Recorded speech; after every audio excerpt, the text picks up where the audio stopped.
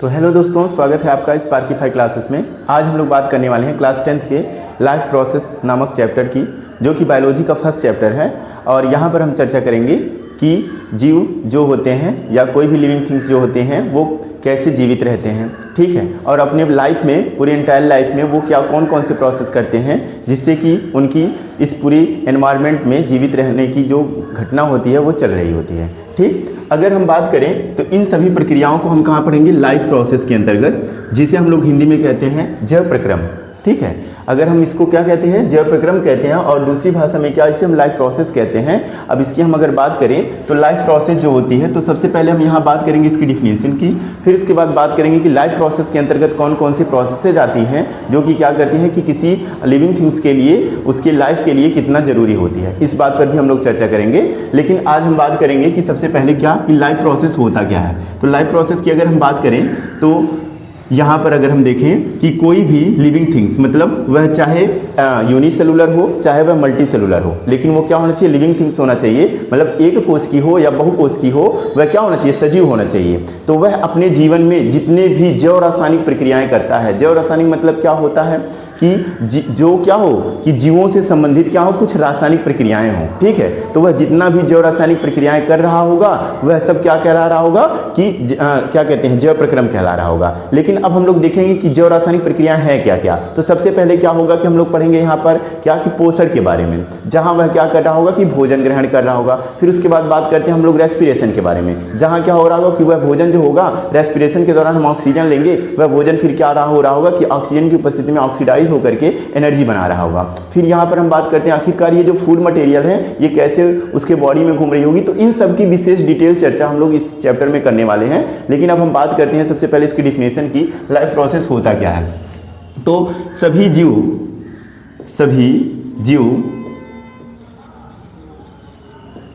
चाहे वह एक कोशिकीय हो, चाहे वह एक कोशिकीय हो या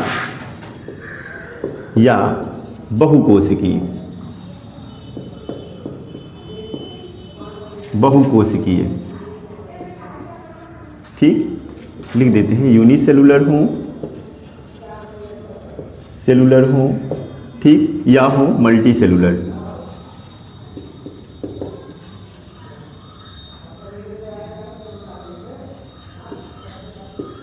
ठीक, सभी अपने जीवन में बहुत सारे जैव रासायनिक प्रक्रियाएं करते हैं।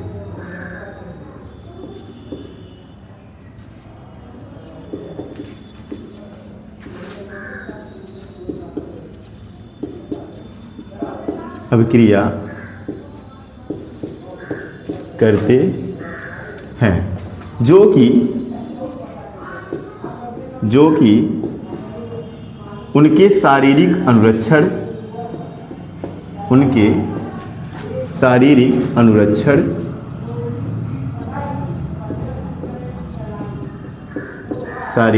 अनुरक्षण एवं वृद्धि एवं विकास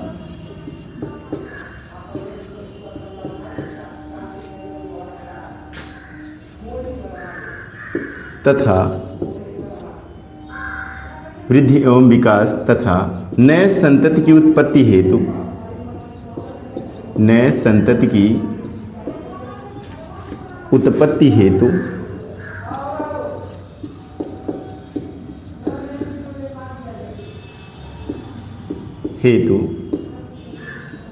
की जाती हैं।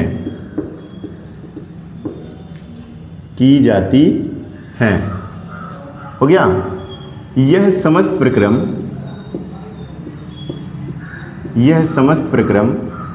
क्या कहलाती हैं? जैव प्रक्रम कहलाती हैं। जैव प्रक्रम कहलाती हैं।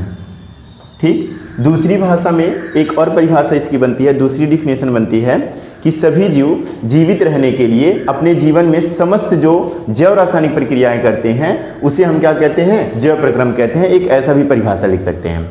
लेकिन अब हम बात करेंगे आखिरकार वे कौन सी क्या होती है, जैव रासायनिक अभिक्रिया होती हैं जो कि क्या है, जैव प्रक्रम कहलाती हैं। अब इसकी हम अगर बात कर लें तो उदाहरण अगर एग्जाम्पल देखें कि कौन कौन से प्रोसेस हैं यहाँ, ठीक है। तो एग्जाम्पल के रूप में कौन कौन से प्रोसेस हैं, तो सबसे पहले अगर हम बात करें तो पोषण होता है। क्या होता है, पोषण होता है। दूसरा क्या होता है, श्वसन होता है। क्या होता है, श्वसन होता है। तीसरा क्या होता है, उत्सर्जन होता है। उत्सर्जन नहीं, पहले हम परिसंचरण पढ़ेंगे। क्या होता है, परिसंचरण होता है, परिसंचरण, ठीक। तीसरा कौन होता है, उत्सर्जन होता है, उत्सर्जन होता है, ठीक है। परिसंचरण के साथ हम लोग को एक घटना और पढ़नी होती है, परिवहन, ठीक। उत्सर्जन होता है और एक और कौन होता है, जनन होता है, ठीक है। यह सभी जो प्रक्रम हैं वो क्या कर रहे हैं कि किसी भी जीव, चाहे वह एक कोश की जीव हो चाहे वह बहुकोश की जीव हो, उनके जीवन को क्या अनुरक्षण, वृद्धि एवं विकास के लिए क्या होते हैं, बहुत ज़्यादा जरूरी होते हैं। और यही जो प्रक्रम हैं यही किसके अंतर्गत आते हैं, जैव प्रक्रम के अंतर्गत आते हैं। लेकिन अब हम बात करेंगे कि पोषण आखिरकार है क्या। तो पोषण जो होता है इसमें क्या होगा कि कोई जीव, चाहे वह एक कोशिकीय हो या बहुकोशिकीय हो, वह क्या करता है, ऊर्जा के लिए भोजन ग्रहण करता है। क्या करता है, ऊर्जा के लिए वह क्या करता है, भोजन ग्रहण करता है। क्योंकि हम लोग क्या होते हैं, चाहे एक कोश की जीव है चाहे बहुकोश की जीव हो, वो अपने जीवन में क्या होता है, विभिन्न कार्य करता रहता है। अब कार्य करने के लिए हमें क्या चाहिए, ऊर्जा चाहिए। क्या चाहिए, ऊर्जा चाहिए, एनर्जी चाहिए। अब वो हमें मिलेगा कहाँ से, अभी तक हम बचपन से क्या है, ऊर्जा के लिए हम क्या कर रहे हैं, भोजन खा रहे हैं। जब भी हमको क्या होता है, भूख लगता है, हम तुरंत भोजन खाते हैं, तब जाकर के हमारे शरीर में एनर्जी आती है। आखिरकार अभी एक दिन आप भोजन ना करो तो देखो कैसी वीकनेस आती है। लेकिन अब हम भोजन जब करते हैं उसके बाद जस्ट बाद हम क्या हो जाते हैं, चार्ज हो जाते हैं। अरे भाई हम पानी नहीं पिएंगे तभी हमारे अंदर क्या होती है, एनर्जी एकदम लो हो जाती है। जैसे पानी पीते हैं तुरंत हम चार्ज हो जाते हैं। आखिरकार ये जो हम खा पी रहे हैं ये कहाँ जा रहा है, इसका मतलब इन्हीं से हमें क्या हो रही है, एनर्जी मिल रही है। तो यह जो पूरी प्रक्रिया है खाने की पीने की, यह सभी किससे रिलेटेड होते हैं, पोषण से रिलेटेड होते हैं। किससे रिलेटेड होते हैं, पोषण से। तो पोषण के अंतर्गत क्या होता है कि यह ऊर्जा के लिए, यह ऊर्जा के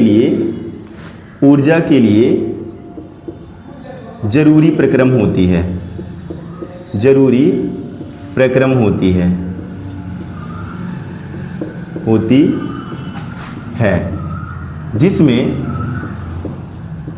जिसमें जीव भोजन ग्रहण करता है। क्या करता है, भोजन ग्रहण करता है।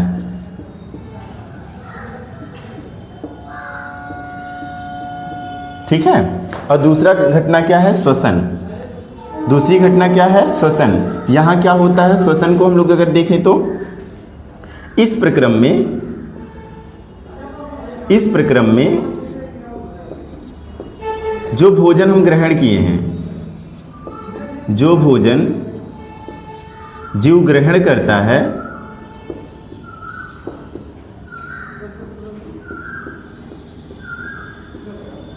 उसे ऑक्सीजन द्वारा क्या किया जाता है, ऑक्सीकृत करके ऊर्जा का निर्माण किया जाता है।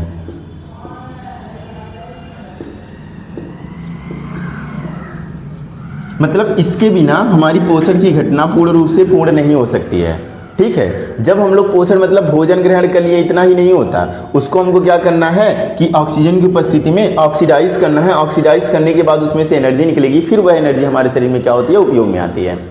ठीक। लेकिन अब क्या है कि हम श्वसन में ऑक्सीजन को ग्रहण करने, ठीक, और हमने भोजन ग्रहण किया, लेकिन यह मान लो कि भोजन हम ग्रहण किए तो वो तो हमारे पेट में जा रहा है, हम लोग नाक से सांस ले रहे हैं वो हमारे फेफड़े में जा रहा है। ये हम लोग नेक्स्ट वीडियो में पढ़ेंगे। लेकिन हम लोग ये समझेंगे कि आखिरकार ये तो फेफड़े में जा रहा है, ये क्या कहते हैं, हमारे पेट में जा रहा है, लेकिन ये हमारे हाथ की कोशिकाओं में कैसे पहुंच रहे होंगी, सेल में पहुंच रही होंगी। आखिरकार ये हमारी हाथ कैसे वर्क कर रही है, यहाँ पर ऊर्जा कैसे पहुँच रहा है। तो इस घटना को हम समझेंगे कि जो भोज्य पदार्थ होते हैं और क्या ऑक्सीजन होते हैं, वह रक्त के माध्यम से वह किसके माध्यम से? रक्त के माध्यम से।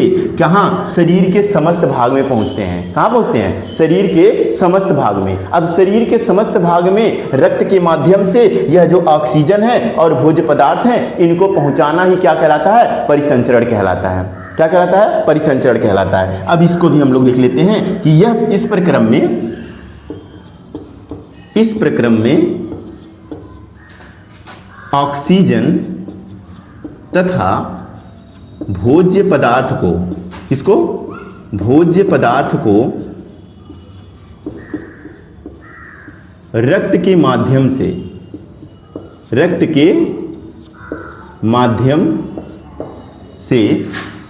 शरीर के विभिन्न भागों तक पहुंचाया जाता है। विभिन्न भागों तक पहुंचाया जाता है।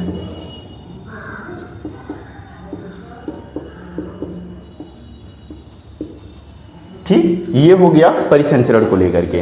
अच्छा बताओ, ये जितने भी प्रक्रम हम लोग पढ़ रहे हैं, ये एक दूसरे के बिना अधूरा है ना? एक दूसरे के बिना अधूरा भी है। और अगर देखा जाए तो अगर ये ना हो तो शायद जीवन की हम कल्पना भी नहीं कर सकते, चाहे वह एक कोष की जीव की बात हो, चाहे वह बहुकोष की जीव की बात हो, दोनों में हम क्या इनकी कल्पना भी नहीं कर सकते। ठीक, अब अगर हम बात करें लाइफ की, हम परिकल्पना भी नहीं कर सकते। अगर हम बात करें किसकी? उत्सर्जन की। किसकी? उत्सर्जन की। आखिरकार ये है क्या उत्सर्जन? तो अब क्या होगा कि हमारे शरीर में ऊर्जा जब मिल गई तो हमारी शरीर क्या हो गई? मशीन की तरह वर्क कर रही है। अब मशीन की तरह वर्क कर रही है तो जैसे मशीन में हमारे क्या होता है कि एक समय ऐसा होता होगा कि आप देखते होंगे, आपके पापा जो होते होंगे, अगर घर पर क्या कहते हैं पंप सेट होगा या घर पर कोई आपके यहाँ मशीन होगी, तो क्या होता है एक समय ऐसा आता है जब उसको हमको क्या करना होता है? सर्विसिंग कराना होता है। ठीक है, तो सर्विसिंग क्यों कराना पड़ता है? क्योंकि उसमें वेस्ट मटेरियल के रूप में वो मोबिल होते हैं, ग्रीस वगैरह होते हैं, वो पुराने वो जगह रहते हैं जिसको हमको चेंज करना होता है। लेकिन अब हमारा बॉडी क्या हो रहा है? लगातार काम कर रहा है, तो इसमें क्या होती है कि कुछ वेस्ट मटेरियल रोज रोज बन रहे हैं। ठीक है, तो उन्हीं वेस्ट मटेरियल को निकालना है। तो अब वेस्ट मटेरियल को बॉडी से बाहर करना ही क्या कहलाएगा? कि उत्सर्जन कहलाएगा। तो अब हम लोग लिखेंगे, नाम से ही पता चला उत्सर्जन, तो हम लोग लिखेंगे क्या कि क्या कहते हैं, एक मिनट, हम लोग लिखेंगे कि मानव शरीर में दैनिक दिनचर्या से, दैनिक कार्यों से बहुत सारे अवांछनीय पदार्थ, मतलब वेस्ट मटेरियल का निर्माण होता है।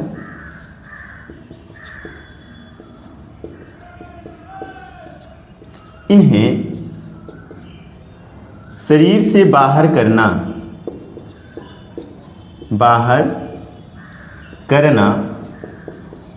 क्या कहलाता है? उत्सर्जन कहलाता है।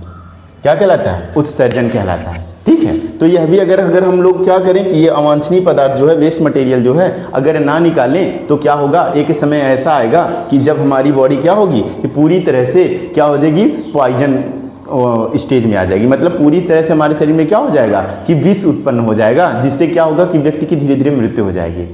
ठीक है, और ये जो प्रक्रिया होती है ये हमारे किडनी द्वारा की जाती है, उत्सर्जन की घटना। ठीक है, इसके लिए भी हम क्या करेंगे? एक डिटेल वीडियो बनाएंगे।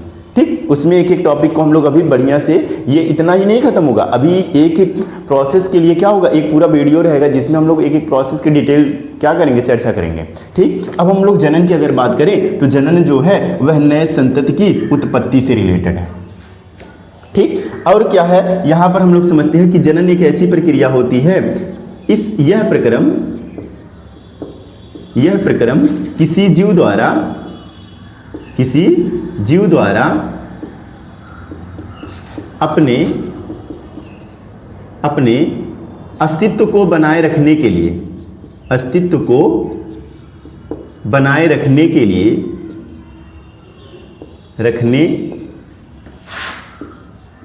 लिए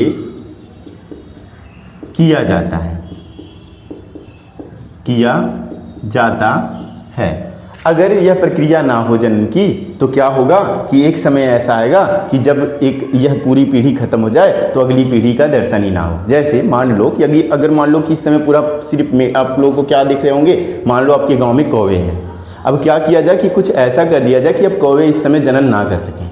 तो अब अगर इनमें एक पीढ़ी में इसमें जनन ना हो तो फिर क्या होगा, नेक्स्ट पीढ़ी के हम कौवे को देख ही नहीं सकते। मतलब जनन में एक ऐसी प्रक्रिया होती है जिसमें एक जीव जो होता है वो अपने जैसे नए संतति की उत्पत्ति करता है, और यह प्रक्रम किसी जीव द्वारा अपने अस्तित्व को बनाए रखने के लिए किया जाता है। और इसमें क्या होता है कि कोई जीव अपने जैसे संतति की उत्पत्ति करता है। तो ये पॉइंट आप लोग को जोड़ लेना है कि जनन वह प्रक्रिया होती है जिसमें कोई क्या करता है, कोई जीव जो होता है वह अपने जैसे नए संतति की उत्पत्ति करता है।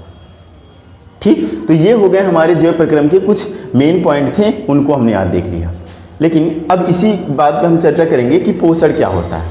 ठीक है, अब अगर हम पोषण की बात करें तो हम नेक्स्ट वीडियो में पढ़ेंगे, जहां हम पहले पोषण की बात करेंगे, फिर बात करेंगे श्वसन की, फिर हम बात करेंगे परिसंचरण की, फिर हम बात करेंगे उत्सर्जन की, फिर हम बात करेंगे जनन की। ठीक, अब मिलते हैं नेक्स्ट वीडियो में जहां हम बात करेंगे किसकी, पोषण की, न्यूट्रिशन की। ठीक है, चलो।